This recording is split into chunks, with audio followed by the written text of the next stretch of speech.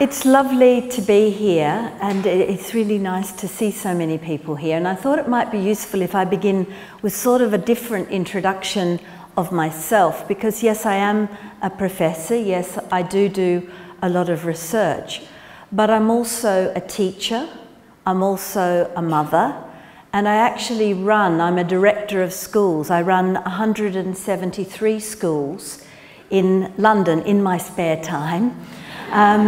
So I'm probably quite a busy person, I guess you can say. Those 173 schools are on the south side of the Thames River in England, so from the Thames River down to the English Channel. And there was something slightly wrong in the introduction, because Urban said I'm an Australian, which is actually true, but in fact I'm a Tasmanian, like the Danish princess. And if I was in Australia, I would definitely say I'm a Tasmanian, not an Australian. So I thought I should correct the introduction a little bit. I've introduced myself, and I want to know a little bit more about you. So can you wave if you're a teacher? Can you wave if you're a director of something, a leader in a school, a headmaster, or in a culture school? Be proud, you're great people. Yay, excellent. Can you wave if you're learning something at the moment? You're a learner.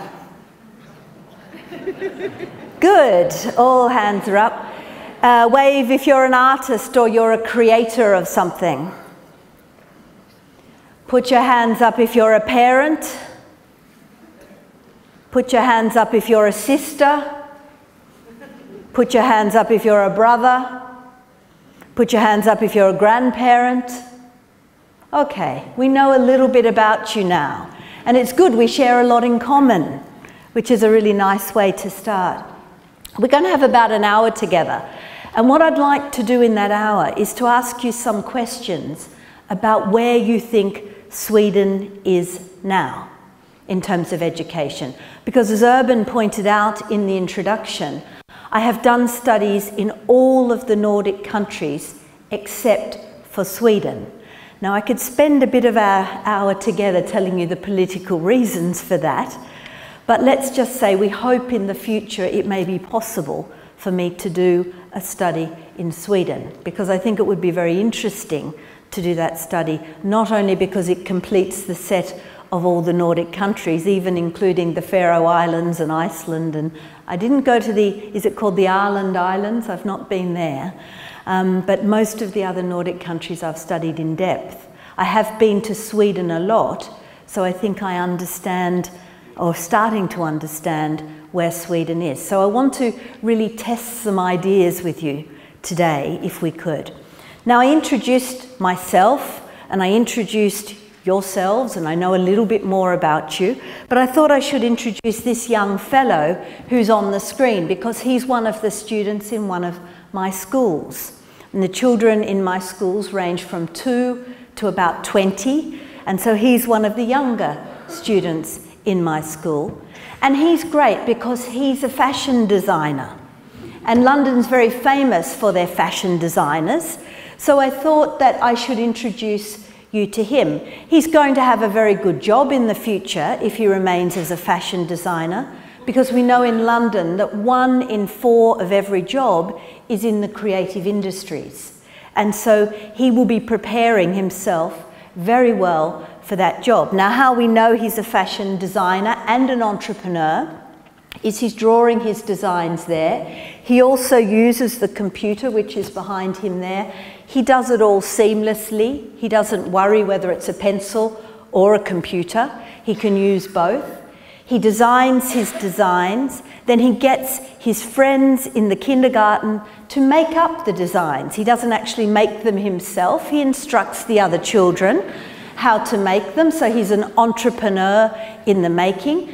And he's wearing some of his collection now, and he's designed hats to wear to the horse races, because you might know in England, when you go to the horse races where the Queen's horses are racing, you must wear a hat. So he's designed the hat to wear to the Queen's horse races. So he's doing a very good job of his designing.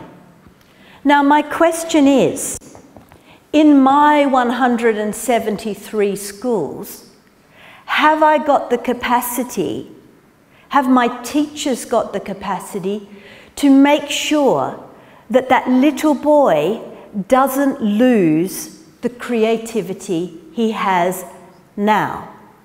Because what we know about little children is that they are born with an innate drive to be creative.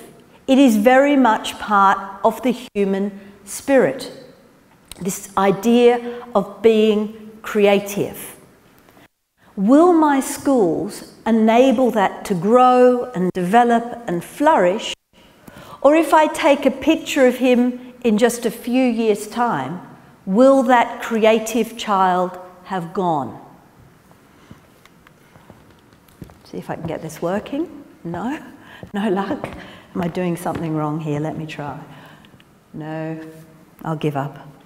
Okay, so where are Swedish schools now? Where are they in the picture? Are we measuring the right things when we look at that? You heard in the introduction from the Vice-Chancellor, Australia is known as one of the most creative economies in the world. It's probably true. Where is the place of the aesthetics within the context of our schools in Sweden? Where are we? Hey, it's working again. I've got to go close. Does anyone know what those things are? Does anyone know what those things are? The colourful rainbow. You probably all do. It's a 4-letter word. It begins with the letter P. Pisa. Ooh, Pisa. That's right. Those are the Pisa testing scores. And on the Pisa testing scores, Sweden sits between the USA and Germany at the moment. So you're a bit worse than the USA, but you're a bit better than Germany. The new results are just about to come out, so it will become a sort of storm when they come out, because I suspect Germany will have beaten you. Okay? I know that because I've studied quite a lot of what's happening in Germany. Now, the problem for Sweden, this is the unpleasant bit, these results are results of an international education testing scheme. They're measured every 3 years, and every time they've been measured, Sweden has done worse. Now, this maybe wouldn't be a problem, but in fact, every time that they've been measured, more and more money, or a greater percent of the money of the Swedish budget, has been going into education. So from a political point of view, they say, hang on, we're spending more money and we're going worse and worse and worse. What's going on? Now, there's 2 possibilities in this. Possibility 1 is you're getting worse, right? Putting it bluntly, things are going downhill.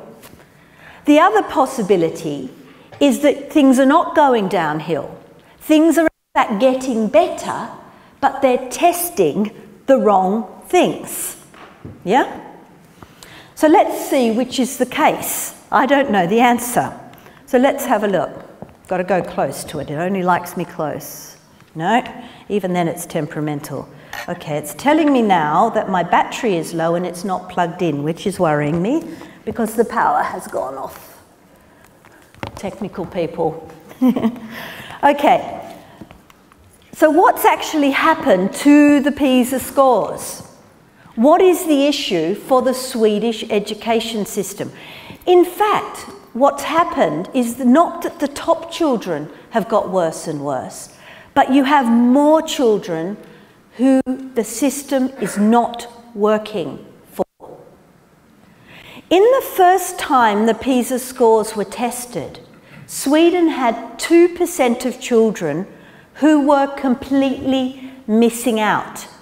Okay, so 2% of children were in what we call that dark purple area at the bottom of the lines, because that's all the countries who do the Pisa, that's them in order. The black line in the middle is the average score. So what you have is you have a group of children down the bottom in the dark purple who are missing out. First time it was tested, only 2% of children in Sweden were missing out. So that meant you had a fairly equal system. The next time it was measured, you had 4% of children. The next time it was measured, you had 8% of children. In the last set of measures, you had nearly 15% of children missing out. Now, you can't in a society have 15% of children who are not achieving even the most basic of levels. Try and work it again. It's a bit temperamental. Have you got actual power now? No, Yeah. I don't. No, we haven't got power. Yeah, we have. Now, what the OECD, who do the Pisa testing, what they have found out, or what they have measured, they have done an in-depth report about Swedish education, and they said, what are the problems? What are the problems? Why is this happening? Now, this is their findings. It's not my findings, it's their findings. And this is what they say. They say the quality of teachers and school leaders is not good enough. That's their finding. They say that you have a heavy workload, and particularly the leaders of the school, the people who waved to me before, your job is caught up with doing all the other things you need to do. You're not actually inspiring learning, which is the real job of a leader. You became a leader because you have a passion for children's learning, or you wouldn't have done it. But instead of that, you get caught up with finance and paperwork and dealing with parents and a whole lot of other things to stop you actually inspiring leadership. They also said that what happens is that these children do miss out, that education funding is such a crazy maze in Sweden that the money might not be going to where it's most needed. There's money coming in from the communa, from the region, from the national, from this pot and that pot and some other pot. It's very hard to know what's actually on the ground in a Swedish school. In fact, it's so hard to know. Usually they say, how much does it cost per pupil to educate a child? Now, I know the figure in my schools. It's £2,700 for a primary school child and £4,200 for a secondary school child. But the answer I don't know in Sweden because no one can work it out. It's so complicated, they don't even know how much you get per child for educating a child in school. Now, this is when it starts to hit home. I've not done a study in Sweden, but I have done a study in Hong Kong and Shanghai, southern China.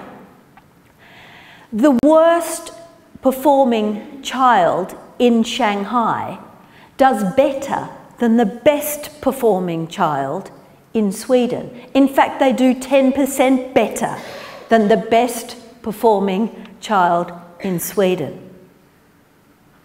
Now, in this picture, you have a picture of a cleaner. And when I was in Shanghai, I interviewed a cleaner. And she told me how happy she was with the education her child received. That she worked very hard, long hours as a cleaner, but her child got free musical instrument lessons from the school, free painting, drawing and calligraphy lessons, very good, from the school. The daughter was doing Chinese opera as well, and she was doing theatre, as well as her maths and her English learning and her Chinese learning and her science learning. And so it brings it home in a very clear way. Now, this guy, Andrei Slecker, is the head of the division within the OECD that does the Pisa reporting. And he's a reasonably nice guy, German origin. He's about my same age. And this is a quote he wrote about the Swedish school system. And it's funny because it almost exactly is what I've said from my experience coming from the other side of the world in Australia. What Andrea says is, during my days as a university student, I used to look to Sweden as the gold standard for education. A country which was providing high quality and innovative education across social ranks and close to making lifelong learning a reality for all. Right? Now, when I was a teacher education student in the late 70s, early 80s, so you can work how old I am, and there are some people in this room about the same age, I suspect. Yeah, waving at me now, yay! Right? When I was learning to be a teacher in Australia, I would sit in lecture rooms not dissimilar to this and be shown marvellous Swedish practice. And I would be told, Anne, if you want to become an exceptional teacher, learn from Sweden. I'd never been to Sweden. It's the other side of the world. I never dreamt I'd be in Sweden. Right? But those models coming through on films, coming through in books, were always models of excellence from the Swedish context.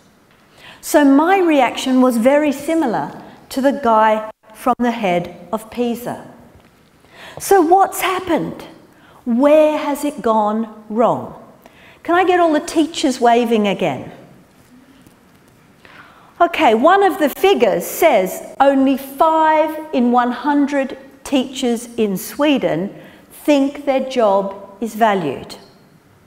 Now, roughly when you waved, a couple of hundred of you waved. So I think about 10 of you in the room feel valued. I hope that's not the case. I hope many more of you feel valued. Why don't you feel valued? I've got a theory. Your media, newspapers. Whenever I open a Swedish newspaper, it always says, and I can't read Swedish, but you can tell by the pictures. It always says stories about how terrible, I think we've lost power, how terrible the Swedish teachers are. Your previous Minister for Education, who was in the job not for 2 weeks, he was in the job for 8 years, pretty much, used to always say how bad you all were. Now that's a funny thing, because I run schools, and I'm always saying how wonderful my schools are, how amazing my school leaders are, how beautiful my teachers are. Because when I see it, I feel those things. When I'm in the classroom, I feel those things. So I'm asking, why do you think it's become like this? I don't know. We've lost power here, have we? It's just died. It's okay, I can talk. I'll tell you a funny story, actually. Once I went and did a talk in Greece, and I said, will you have the power? Yes, yes. Will you have the projector? Oh, yes, of course we'll have the projector. We're going to have to then change it over onto USB. Will we have the projector? Will we have the power? Oh, yes, yes, yes, yes, yes, yes. I should have been suspicious when I was picked up from the ferry on a donkey. So, we'll assume but what happened was wonderful, because there was no power, there was no projector, and so what we did instead is said, come on everyone, let's go and sit out under a tree, and let's just talk sitting under the tree.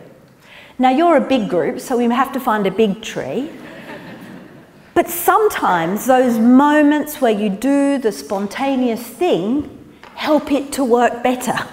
We went out and sat under the tree, right? So that we had the experience of sharing the things that we had experienced together.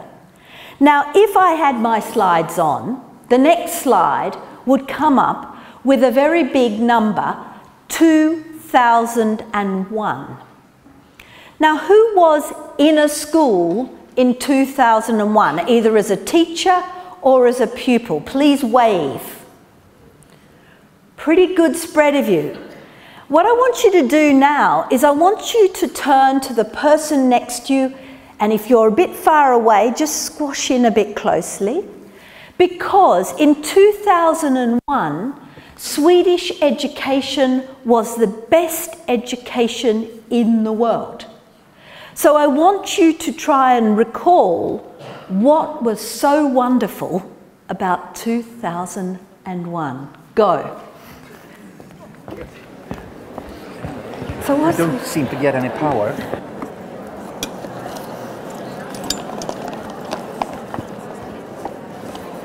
Sorry, but we're going to need a stick.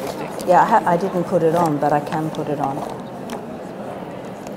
What you could argue is perhaps in the magical year of 2001, Swedish education was doing exactly what was tested then. And perhaps the test of the Pisa has stayed stuck in 2001. And society's actually moved on. And in fact, what we need to be looking at is a new type of Pisa, a type of Pisa fit for 2016.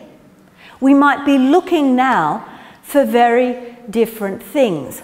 I thought there was a lovely irony that our good rapper who started here this morning, brilliant, and it was the day after Bob Dylan won the Literature Prize, you know?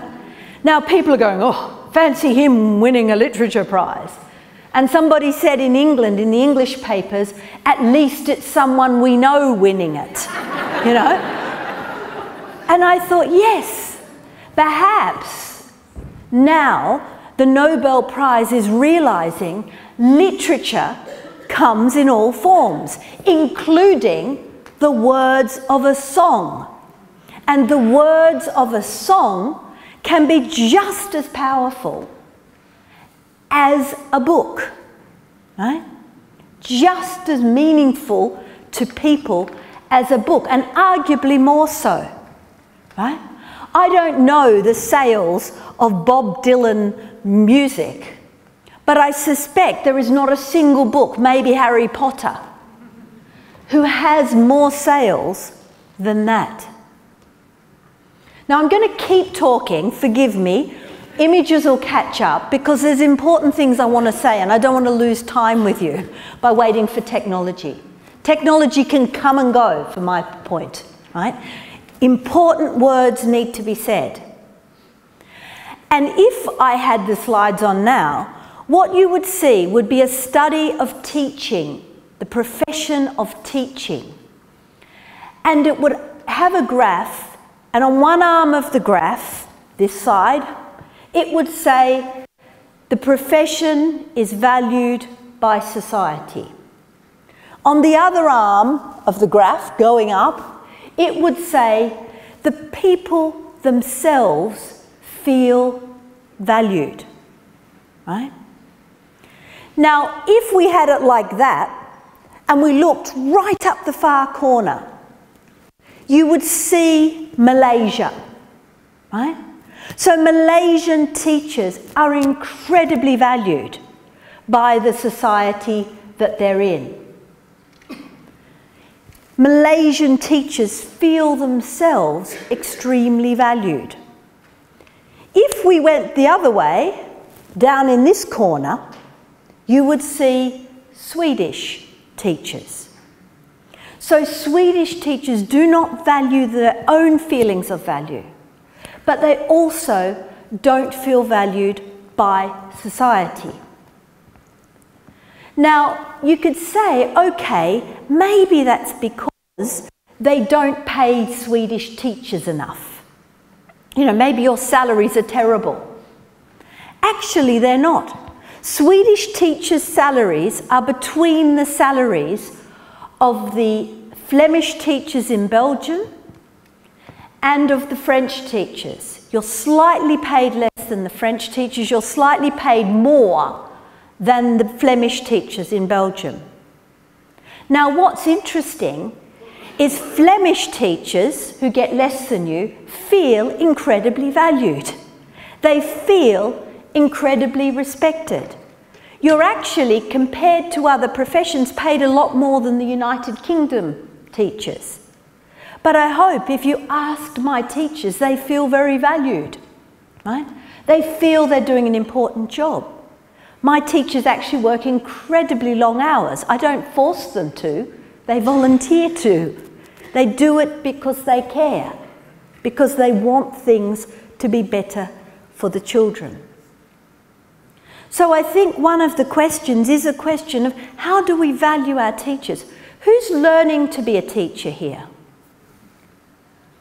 You're wonderful, you're amazing, you're gorgeous. Keep your hands up so I can tell you how great you are. You're lovely, you're brilliant, wonderful, wonderful. Give them a big clap, aren't they fantastic?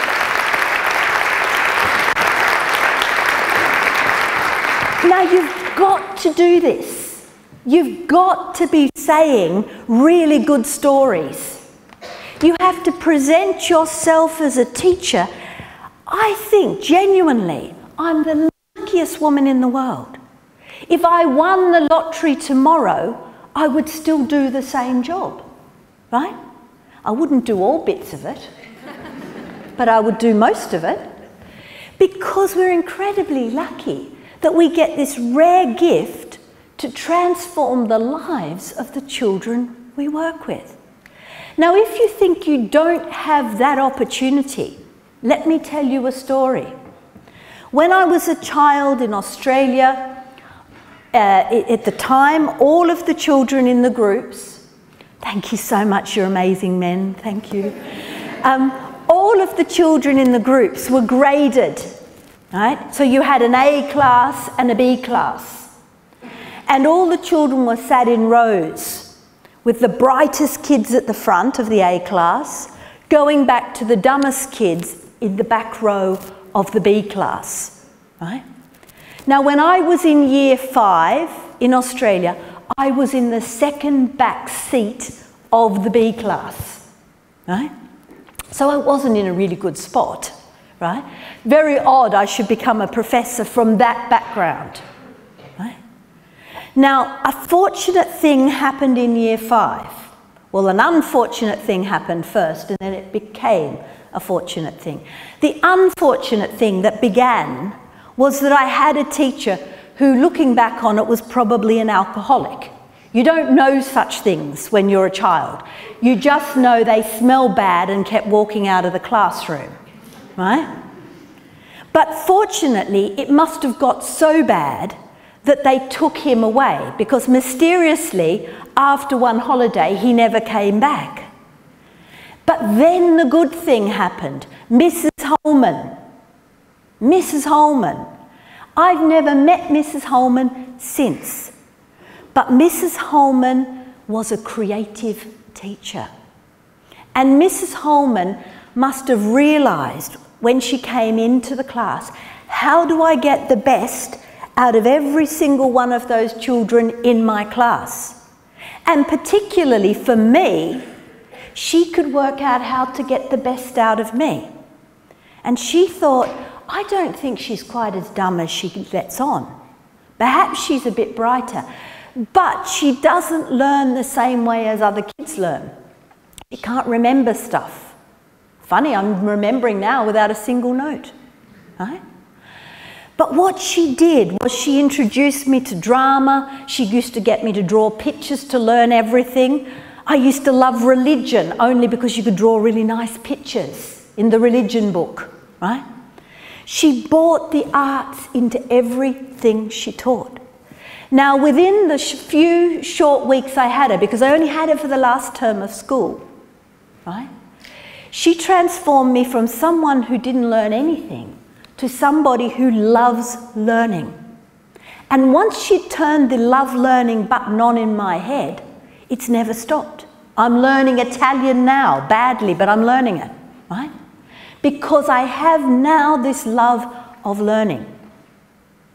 So that's why teachers are amazing. Because all of you are the potential Mrs. Holmans or Mr. Holmans. All of you have the potential to transform the lives of the children you work with. So this crazy stuff in newspapers, all of this criticism, these things that bring you down in your profession, you are incredible. Give yourselves a pat on the back. Really a good pat. Feel it.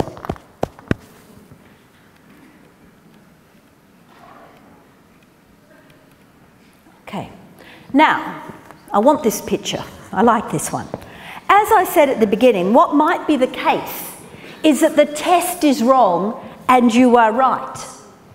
Now, this particular image says, for a fair selection, everybody has to climb the tree.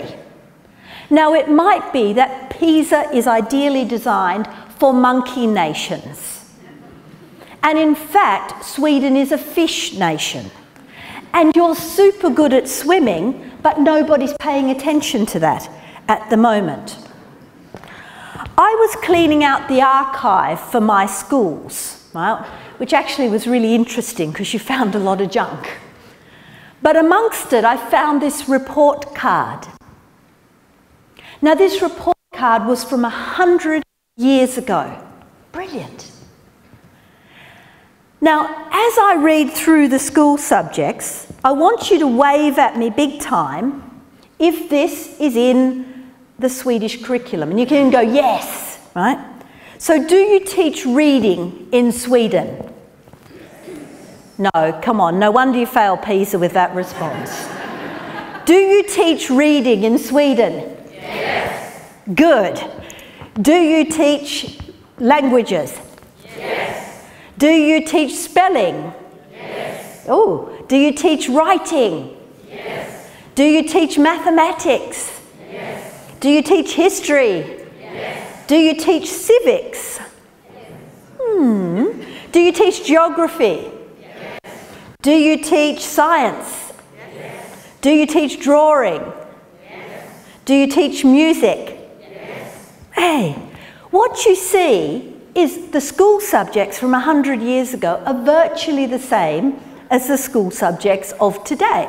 If I asked a group of my schools, they would say exactly the same response. Same idea, I'm now going to ask you the homework tasks. Do you set caring for the chickens? Milking the cow? Mechanical work? Care of your room? I like that one.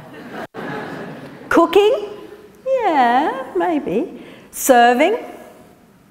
Dishwashing? Ironing? Last one, my favourite, habits of economy. Perhaps we should teach that because young people in the world are the most in debt they've ever been. So we should. What you notice is that what's happened in the school has remained pretty much unchanged for 100 years.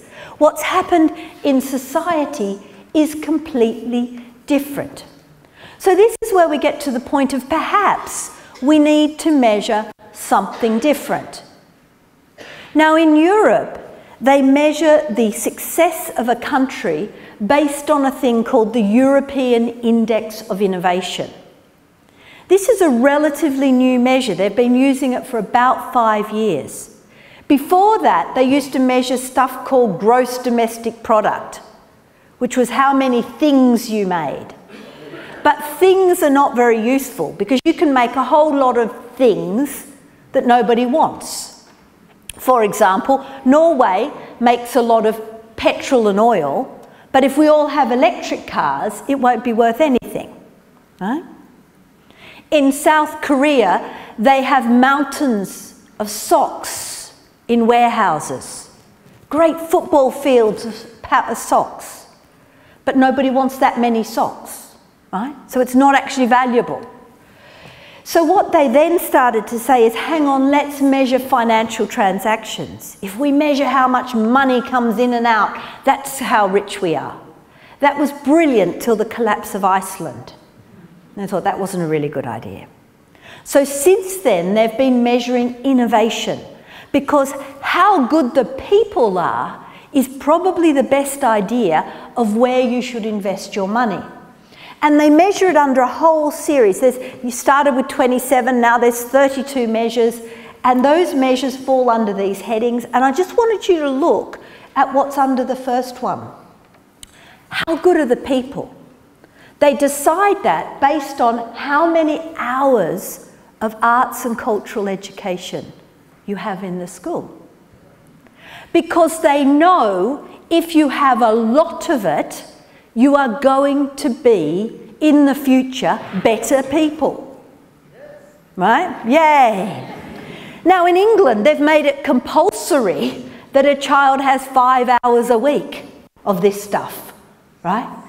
So they're pushing the figures to help them with their work. How many hours a week would I get in Sweden? Now in Finland, that tops the Pisa, children in primary school can get up to 14 or 16 hours a week because everything they learn is learnt through the aesthetics. Right? I didn't believe the figure when I first saw it because I thought they were telling lies. But they weren't. Little children have it all the time. Who's a kindergarten teacher? Who works in...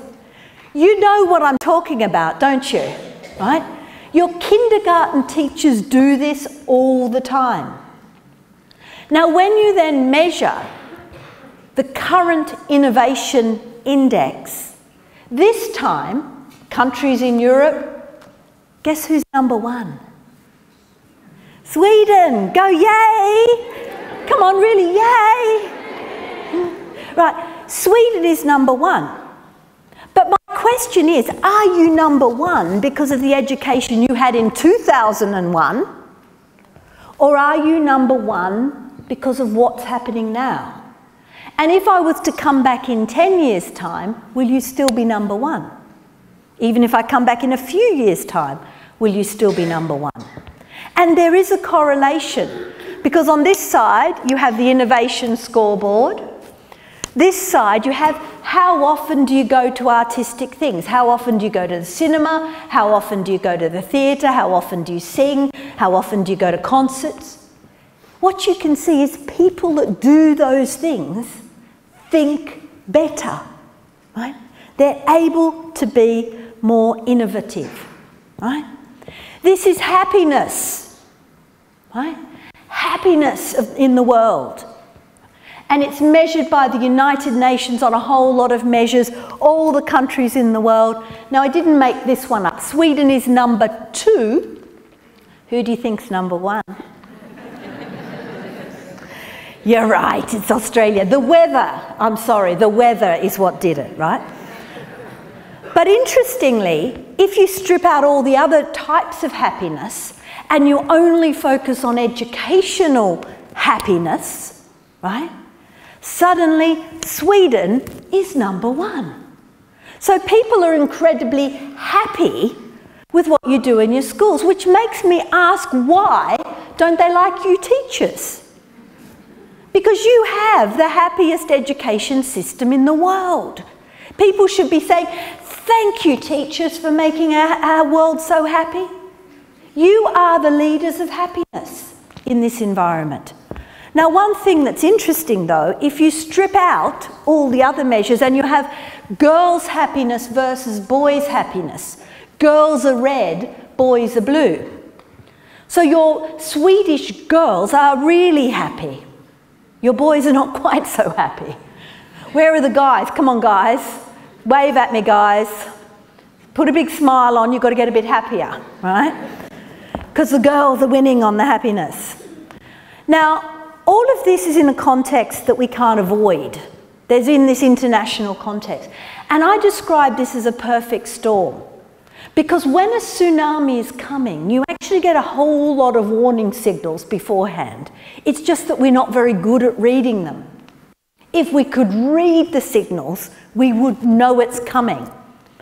Now, what I argue in education is we have a whole lot of issues coming down at us, but we're not necessarily reading them right. Right? We're not necessarily saying, these have got to be dealt with. Right? I've listed some there. I could put more there. Just this time 2 weeks ago, I was standing in front of my own head teachers, 173 head teachers in my schools, and I said to them, what do you think is the biggest issue coming down. You know what they said? The mental health of parents. Right? They said the mental health of parents. So that's another whole issue that I haven't thought of. But perhaps it's true. So all these things that we face. Who has teenage kids? What I am to tell you next, you must not tell them. I mean that because you will never hear the end of it if you do. Right? They have better brains than us.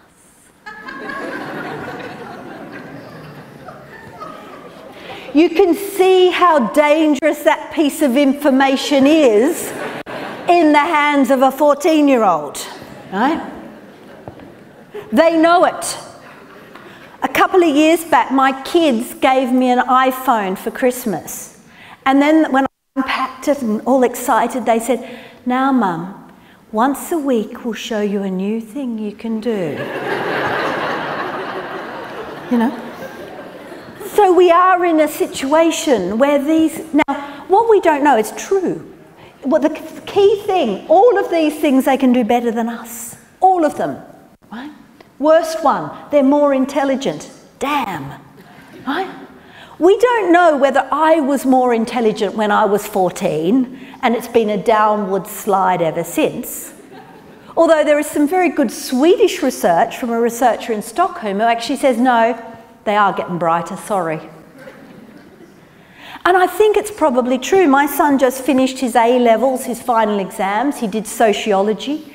He covered in sociology what I did in my master's degree.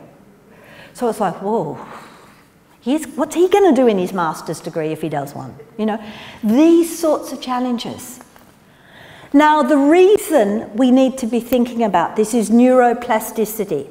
You may not have heard that word before, but some great scanning techniques are showing what's happening in the brains of us as adults and of children. And it's very, very revealing. A great friend of mine, a Greek academic based in London, and he does experiments where he puts sort of a little cap on babies. So, for example, did you know babies cry in the accents of their mothers? Like Swedish babies cry in Swedish. Isn't that lovely? Australian babies cry in Australian. Italian babies cry in Italian. Brilliant, you know. He also found certain music. You can play some music to the babies and they just go, you put on some other music and they, you know. Even when they're tiny. Brilliant stuff. But one of the things they've found is that when a baby is little, constantly they use all the parts of their brain to learn anything. So whatever they're learning, they use everything to learn it. So they can learn at a really fast rate.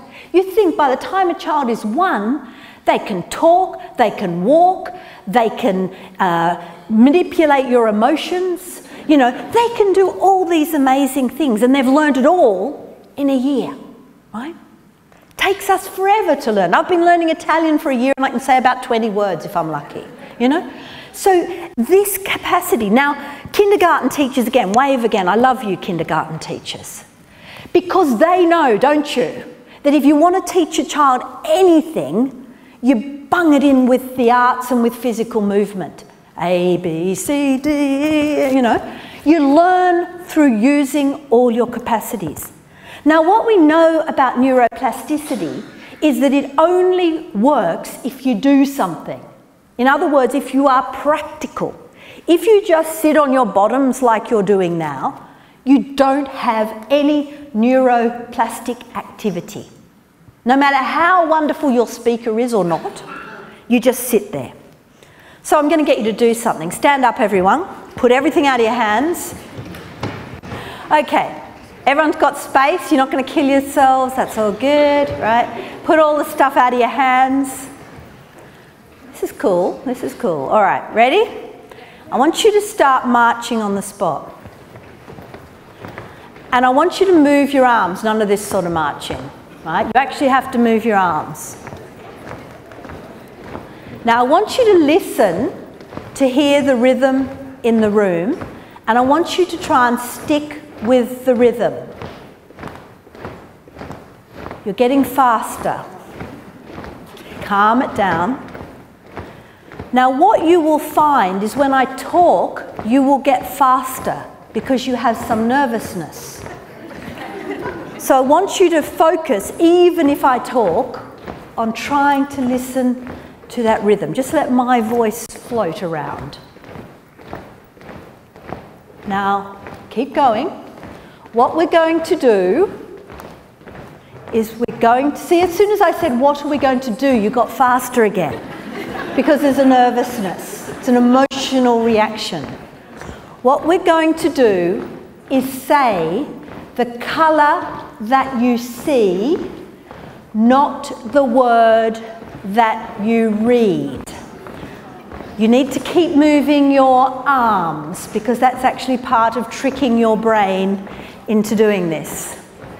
We'll go across and I will count you in, but the first word will be green.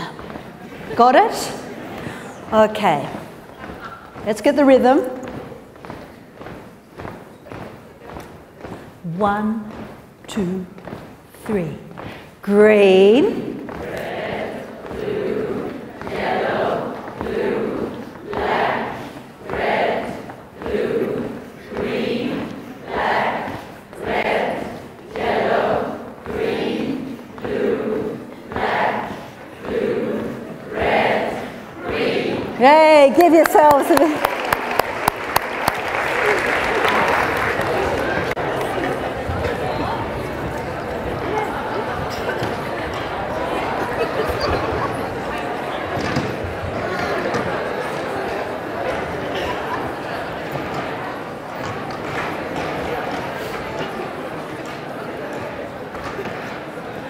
Now, did you notice what happened as soon as you sat down? There was all this.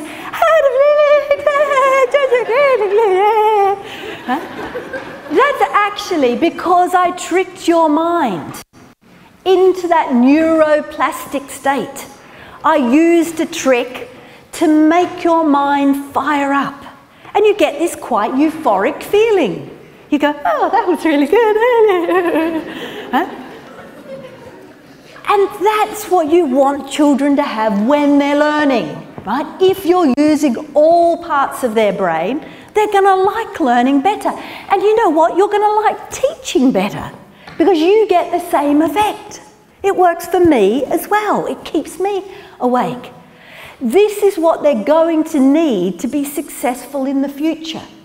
Perhaps in the future, Pisa will be about, let's put the brains and monitor the brains and see who's got the most neuroplasticity in the world, right? Probably, if you've got a good education, the kids will be firing. 1 in 4 will be in the creative industries. This is a scary thought. In 5 years in London, people born after the year 2000 will make up half of the workforce. Makes you feel old, doesn't it? Who are these guys? You should all know after your introduction this morning. Who are they? Who are they? Not just musicians, what type of musicians? DJs, Swedish DJs. Now, if you had a Pisa of DJing, Sweden, you are the winners by miles. Because 9 out of 10 of the top DJs in the world are Swedish. Now, my son, who's just finished his A-levels, got a place in university, he got good grades. He's decided he wants to be a fashion designer and a DJ. Now, of course, as a mum, your first reaction is, what's wrong with doctors and lawyers? Right? But maybe he's on the right track, because that's how much Avicii earns in a year. Maybe, in fact, he's going to keep me in my old age. But perhaps what you didn't know about Avicii is that he also runs one of the largest education charities in the world. He provides lunch to make kids go to school. They get free lunch if they go to school. Why does he value school? What was it he got at school that says, even as a top earning DJ in the world, I want to get kids to go to school? Now, the United Nations looked at this. What sort of things are we going to need for the future? and they came up with a list of what they think are the maths, the Swedish, the English, the science of the future. They said it's leadership. I'll read it, it's a little bit hard on the red. Leadership, digital literacies, not just being able to use computers, but to be able to really understand literacy in a digital world. Communication, emotional intelligence. Now maybe that's because the head teachers are saying their biggest problem are dysfunctional parents, right? Entrepreneurship, global citizenship.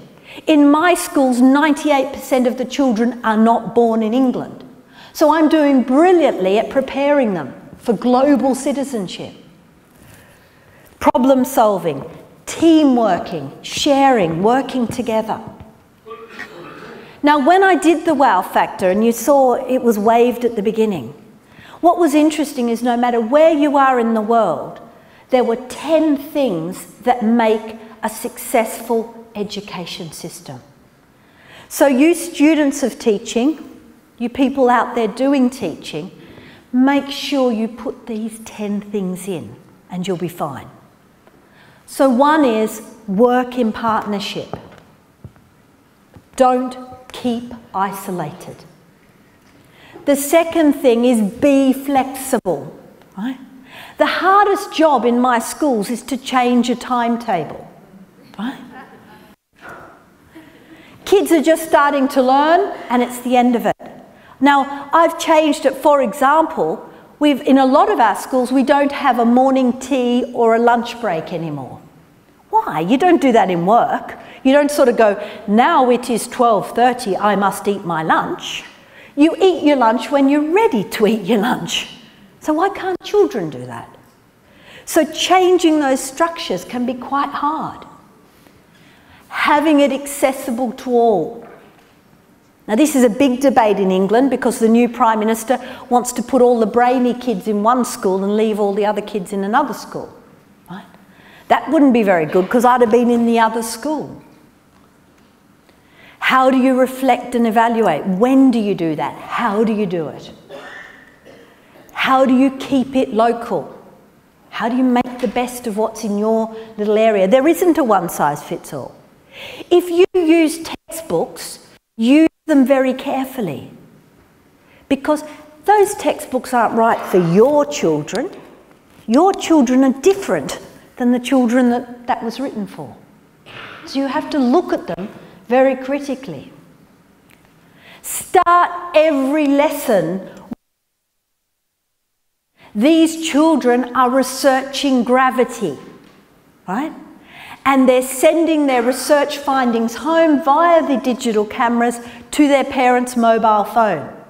And that's so the parents ask them when they get home, what did you do at school today? Right? Have opportunities to perform. Now, one thing I would say is a big difference between the Swedish and the English schools is you don't show off enough in Sweden. If people are telling bad stories about education, you have to tell them loads of really good stories. You have to make sure your classrooms and your schools are full of displays of good learning, good stories about learning, that you're taking the children to the shopping centres and they're doing things to show people how good the schools are. You need to be showing off. You need good leadership, and I'll come to that one again. You have to take risks. Right? Things have to go wrong. If everything goes smoothly, you're not doing a very good job. Right? You have to try unusual things. Now, when you're trying to get the arts into your curriculum, you can do it a number of ways. Last night, I got to look at the program for teacher education, and there's no space for the arts. It's terrible. You've got to all complain to your boss, right? Because it's been squeezed all out of the program. Where could you get it more back in? What could you do? You could have special sections for the arts. You could say, we as a country think it's important that every child can sing. So therefore, we as a country are going to make sure every teacher can sing. Right? You should, because you're really good at singing. You know, I know that. what can you do? You can get it through the arts. So you can teach science using the arts. You can teach mathematics using the arts. You can teach a whole lot of things creatively using the arts, because that's how little children learn, and it's how throughout history people have understood their society, right? Through the arts. You can use art to teach. This summer I was in Madrid and I stood in front of Picasso's Guernica. What that painting can't teach you about the history of warfare, you can't learn. Because you stand in front of it and you go, oh my God. You know, bits of people and horrible things. It teaches you about Syria.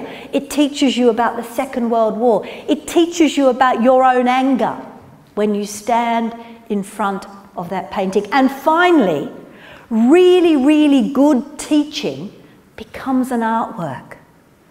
If you're lucky in your life, you may be able to remember one or two amazing teachers. Can you remember some? They were works of art, weren't they? They were their own little art piece. If you have an arts-rich school, your results will be better. When I took over the 173 schools, 70% of them were what were called good or outstanding schools. Now 93% are. They have the best results of any group of schools in the UK. They used to be about second bottom. It's not magic. I've just got the schools to have a very arts-rich approach. James Cattrall, a researcher from California, has tracked children in the US and found the greatest difference in their life chances are the number of hours of arts and culture in the schools, the same as the Innovation Index found. He's followed them through till they're 20, because you get a unique number in the States. He found not only do they do better at school, they continue to do better. Look at that. 17% more likely to go to university, more likely to volunteer, 20% more likely to vote. Let's hope they make sensible decisions in the next few weeks, right? At 26, they didn't only do well, they continued to do really, really well in their lives. Happier, fuller lives, better employment. Now this is a product from the internet, Essence of Creativity. It says if you drop it on your wrist at night, when you wake up in the morning, you'll be more creative. So if you think, I'm not very creative, can you buy some of this? It's guaranteed to work. And what you will do is you can start tomorrow morning being a bit more creative in whatever area you can work. If I take a coffee in this cup in Karlstad, I pay about 18 to 20 krona, correct? If I take the same coffee in this, in a beautiful cafe, with the cool Joe the Juice type of waiters, and the candle, then suddenly it becomes about 45. No? How do you present learning to the children? Do you give them this one or this one? The difference is not the coffee. The difference is the aesthetic. And I don't mean you need fancy school buildings. It's how you wrap all of that aesthetics around the coffee. I want to just for 2 seconds, because I know we're over time, and I'm going to pinch a few of your minutes because it's important. How are other countries dealing with this? Your near neighbours, very near here, Norway, I did a report there. I said things were pretty terrible because there was a chapter in the report called boredom, boring, because the kids were falling asleep in class. Luckily, no one's fallen asleep here today. Thank you all for staying awake. It's good. They are completely reforming their curriculum over the border because suddenly they're worried, where would Norway be if the oil stopped tomorrow? Or no one wanted it. They've reformed it around things like collaboration, persistence, imagination. Practical learning. They've said in Norway every lesson has to have practical learning because that will stop the kids falling asleep. It's hard to make a tower in your sleep, right? In Singapore, they've said, well, look, we top Pisa, but that doesn't make us very good at being creative. So they've thrown that all out and said every kid has to have these, what they call the big 5 traits. What are they? Creativity, communication, values, practical skills. You can see it's the same words coming up. Critical thinking and research. They test the children on those things now. That's a class list from Singapore. They report to their family, your child's creativity is what we're worried about, right? Teachers are paid according to how creative they are. What a good idea. In Malta, they were bottom of the Pisa, bottom in Europe. And they tried for a year to say, let's be strict and really tough and let's get rid of group work and let's have more time on maths and more time on English. Complete failure after a year. They gave up. Instead, what they did is they said, let's put a creative teacher in every school with the idea of helping the other teachers to become more creative. At first, they only had 6, but they spread them across 6 schools. Now, they are 4th from the top on Pisa, in one Pisa round. One Pisa round. In Japan, my oldest son works in Japan. His job in schools is to be a leader of playing, because Japanese children had forgotten how to play. And so he's there to be stupid, which is the ideal job for him, because he's a 30-year-old child. He's got a wonderful job, you know, and he loves it. And they realised you cannot be just producing kids like robots. So they completely reformed their system. Now I think what you need to do is what I call bothing. There are great things you did in 2001, right? Remember those things. Hold on to those things, but also bring in what you need for the future. Now there's a lovely, lovely Chinese policy that talks about this. And this policy is from several thousand years ago. Because in China what they have are these stones outside the temples, and they lay paper or silk on the stones and they rub the stones and then they carry the message to the next village, sort of like the internet a long time ago. Right? And what this one is an education policy. Now what's lovely about it as an education policy, it's not one of these great big fat things that nobody reads anyway. It's one page. It's in a picture and a poem, right? You could learn more from your rap that you began with being your education policy than your current education policy, right? In this one, what it says is that bamboo is incredibly strong. And if you've ever grown bamboo, you can never get rid of it. You can't kill it. And what it says is, like education, it will be here forever. And there are some things represented by the big tall branch up the top that should always be part of education because they are core, like reading. Right? You'd always want a child to have the joy of reading or singing or making a painting. Then there are some things represented by the bendy branch. Had it. They're things that you no longer need, and maybe they need to be let go. Represented by the new little leaves at the bottom are the good ideas for the future, the things to try for the future. Now what's lovely is they say it in the image, they say it in the poem. But if you've got very good eyes,